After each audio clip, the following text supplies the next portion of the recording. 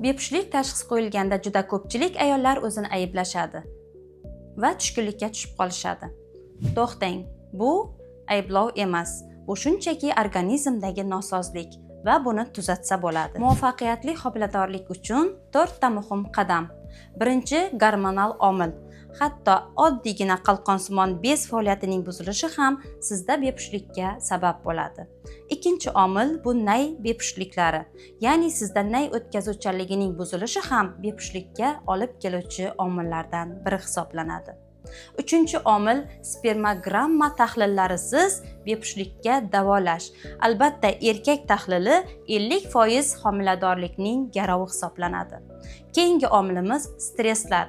Sizdagi doimiy kutishlar va stresslar ham bepushtlikka olib kelishi mumkin.